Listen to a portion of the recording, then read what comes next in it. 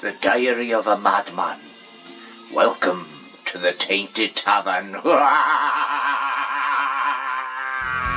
come into the Tainted Tavern, come raise a glass with me. We may not put the world to right, but we'll sure give it a go.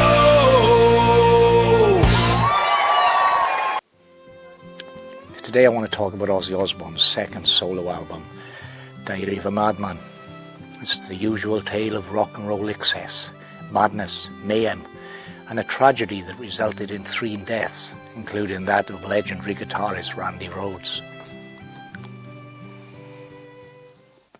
Okay, it's 1979, and a year that started out with the Village People YMCA being #1 in the singles charts, and ended with Another Brick in the Wall by Pink Floyd hitting the #1. In the album charts, both ends of the year were represented by greatest hits albums. In January 1979, it was Shawady Waddy's greatest hits sitting at the top spot, and at the end of the year, it was Rod Stewart's turn.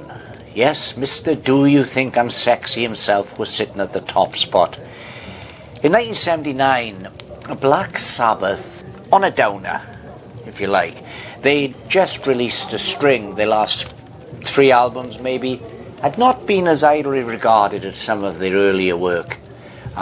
They were all suffering from the effects of taking too much drugs, too much alcohol.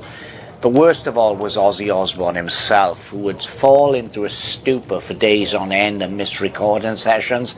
And there was one recording session where Tony Iommi was furious at finding Ozzy asleep on the recording studio floor in a pool of his own piss.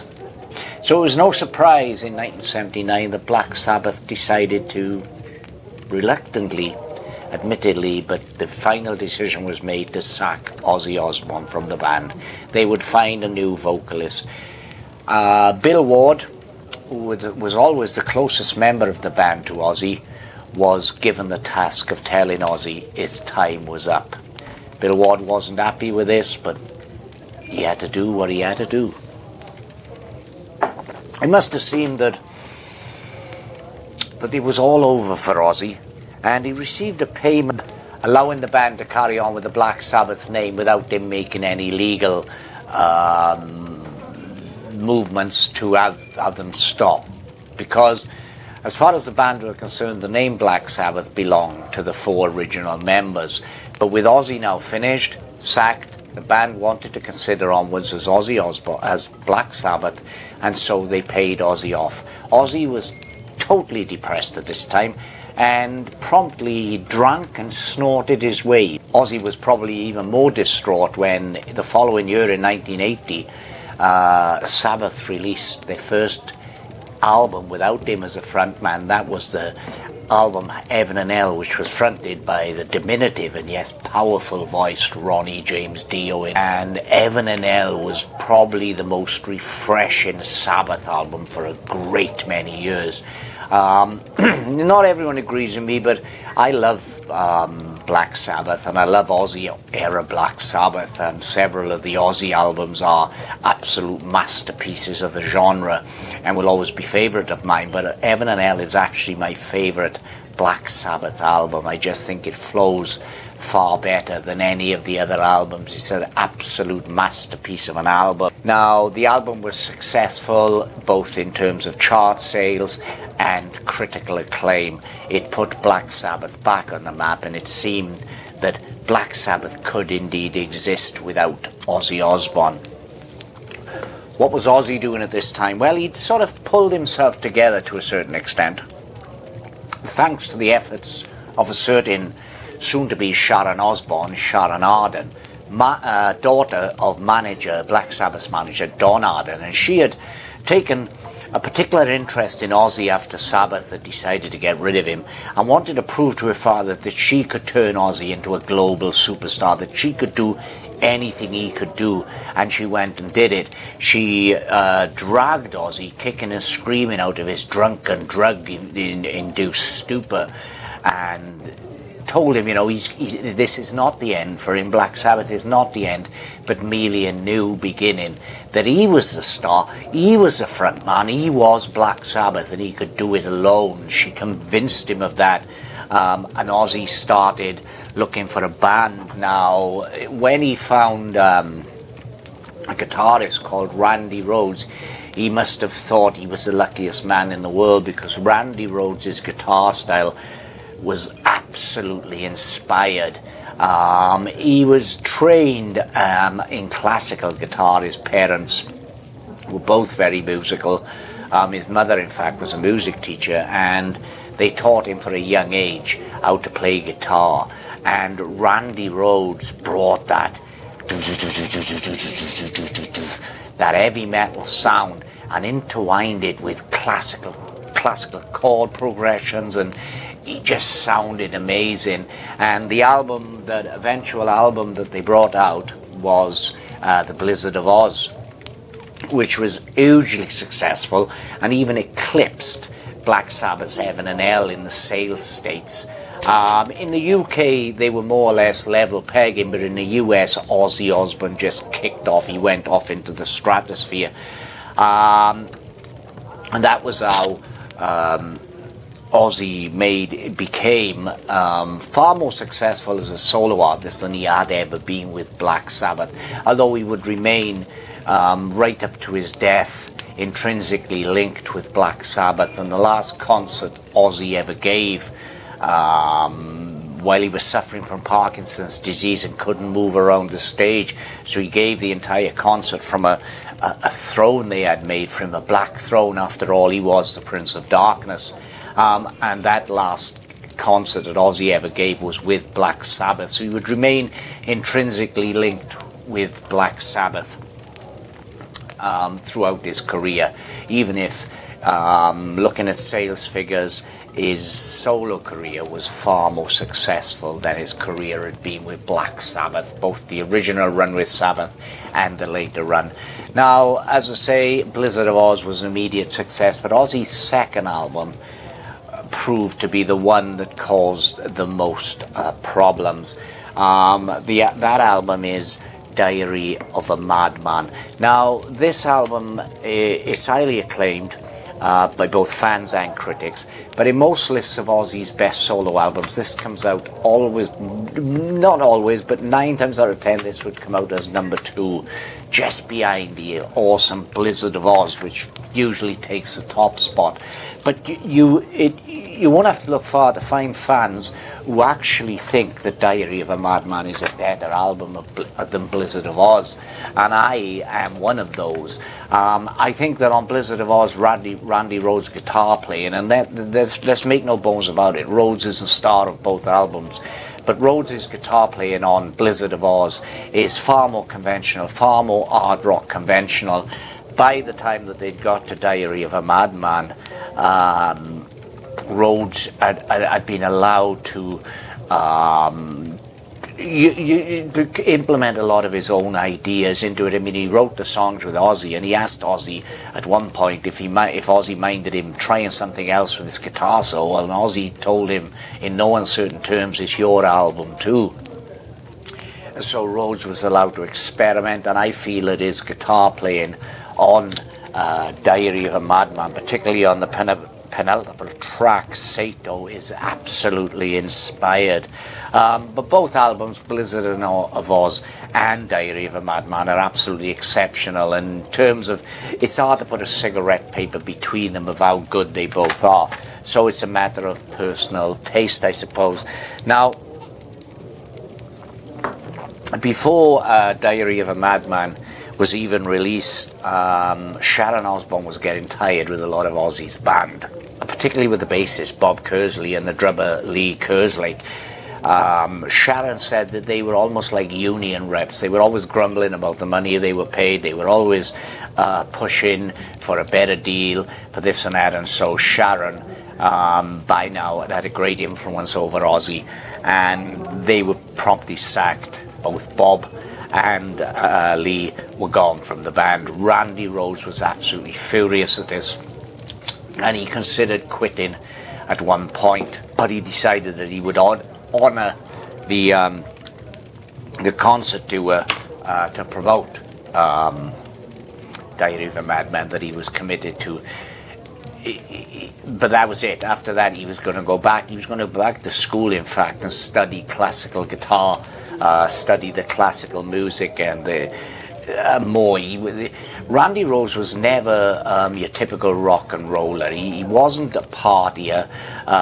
He didn't really like to drink. He didn't do drugs. The only thing he did was he chain smoked cigarettes. Ozzy said in one interview, he said Randy didn't like to party, he didn't really like to drink, but he could beat anyone in the lung cancer race. He was smoking cigarette after cigarette after cigarette. But Randy Rhoads was never your typically party animal, and Ozzy Osbourne seemed to personify rock and roll excess. Ozzy Osbourne was the party animal bar none. And this caused a lot of conflicts between Rhoads and Ozzy, and Rhoads was still bitter over the sacking of Bob Daisley and Lee Kerslake. He was still furious about that, and at one point, mid-tour for the Diary of a Madman tour, Rhoads confronted both Ozzy and Sharon and said that once the tour was over, that's it. I'm finishing. That's it. I'm leaving. I finished with the band.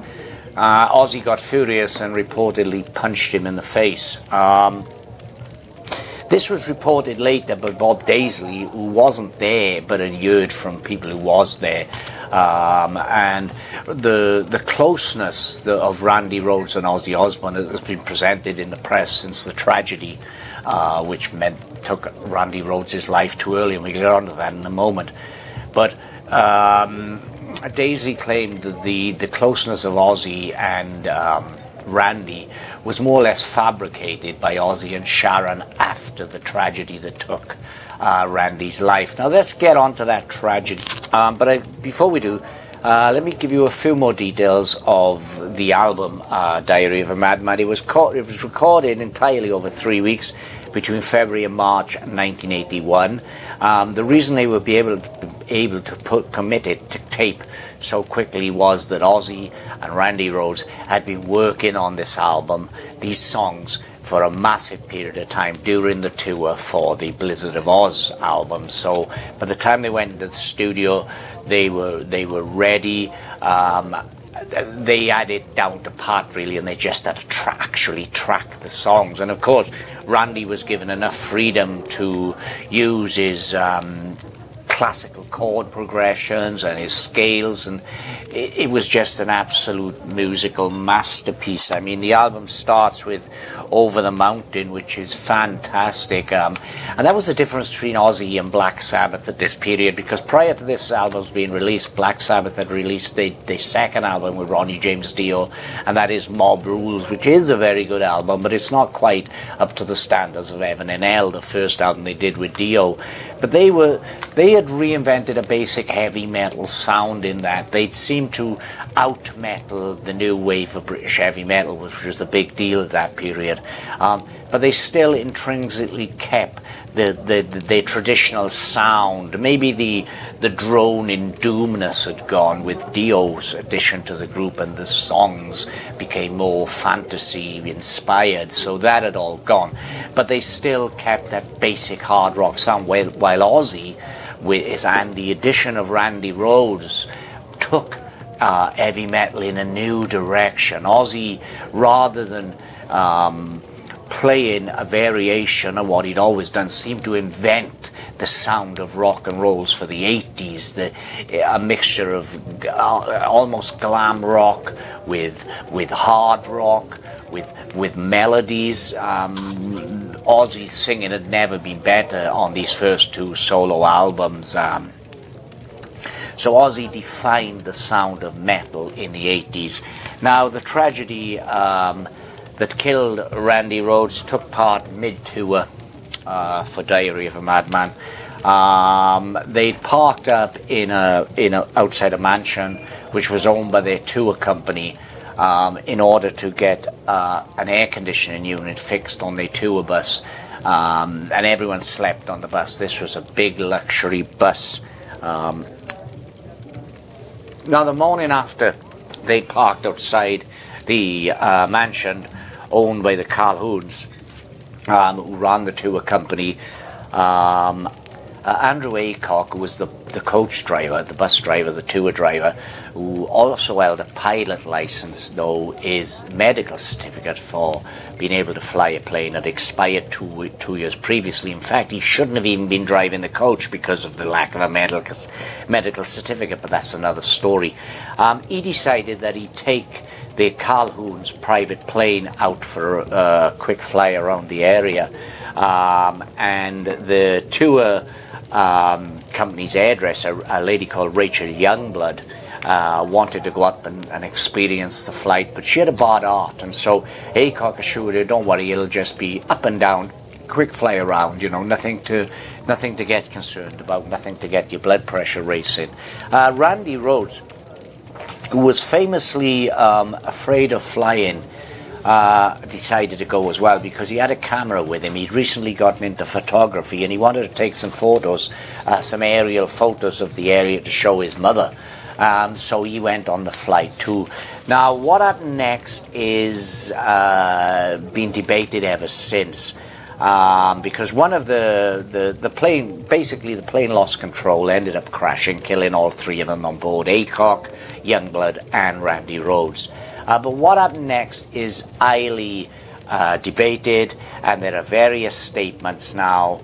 The official by the FAA, which is the Federal Aviation Authority, said that it was an accident.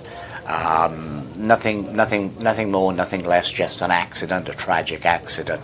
But one of the band members who had been outside taking photos saw the plane flying haphazardly. He saw it sort of weaving in the sky, and then it came down really low to the tour bus and buzzed back up before sort of rolling in the air and coming back down to the tour bus again. Now, the theory is that Aycock was just playing a prank, wanting to scare those in the bus who were asleep in the bus, including Ozzy, Sharon Osbourne, the rest of the band, the rest of the crew. He wanted to scare them by buzz bombing really close to the coach. But on the final buzz bomb, part of the wing hit the coach, came off. The plane then went into a tree, totally flipped over and crashed into the garage of the mansion, where it was engulfed in flames and instantly killed all three of them on board.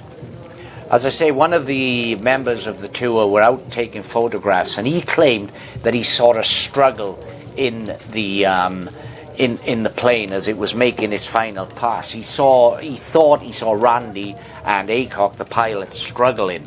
But there are various theories over what happened there. Aycock's ex-wife, or his strange wife, was on the tour bus, and there is a theory that Aycock, they recently split up, and Aycock was devastated by this and he wanted to commit suicide. Basically, he wanted to drive the plane into the bus, thus killing himself and everyone on the plane. Another theory is that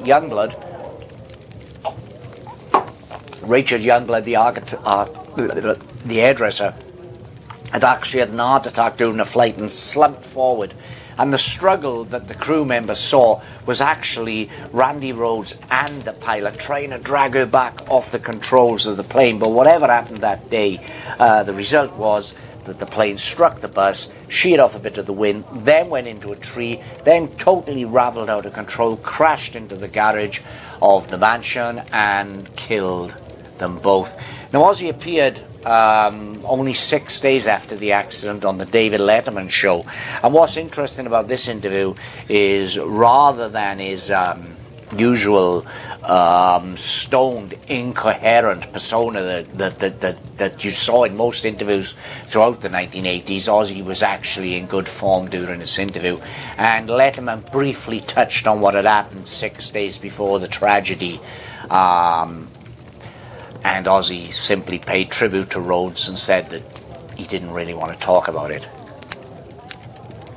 Momentarily suspended? It's momentarily suspended, but I'm going to continue because Randy would have liked me to continue, so would Rachel. and I'm not going to stop because you can't kill rock and roll. These are your seamstress and also your guitar There you player. have it. So when will the tour be renewed? We're going for April 1. And with God's luck, we'll do it, you know. But I'm going to get out there and do it. It's the best thing I can do, you know. Okay. So there you have it. Ozzy did indeed continue with the tour, and he did eventually get a new guitarist, a new long-term guitarist in the form of Jake E. Lee, who was also a rock guitarist who had a lot of classical training, so he could maybe not play to the speed and precision of Rhoads, but he was pretty damn close. But before that, they brought in Bernie Tormé just to continue the tour when Rhoads had done, while Rhoads had been gone. And Tormé did 7 shows and said the whole experience, he later said the whole experience was painful. Brad Gillis then was brought in to replace Tormé, and he stayed for the rest of the Diary of a Madman tour, but eventually he would also be replaced by Jake E. Lee, who became Ozzy Osbourne's long-term guitarist for that period onwards. But the 2 albums that Osbourne made immediately after his split with Black Sabbath, that is The Blizzard of Oz and Diary of a Madman, are absolutely superb albums. So there's been a little talk about what is, after all, a fantastic and iconic album in the hard rock stroke heavy metal canon. So please, if you've enjoyed this video, give it a thumbs up, leave a comment below. What's your favourite Ozzy Osbourne album? What do you think of the differences between Ozzy Osbourne era Black Sabbath and Ronnie Dio era Black Sabbath? What do you think of that? Leave a comment down below, and also if you haven't done so already, then please subscribe to this channel, because there's so much great content coming. We've got a new live stream this coming Saturday, so there's so much coming, so please subscribe. It helps the channel, doesn't cost you anything. And also, if you're watching on your phone, then please click the like button, and whatever you do, please click the little bell down below. That's a notification bell, which means you'll be notified next time we upload a video. So cheers, Yakida, bye for now.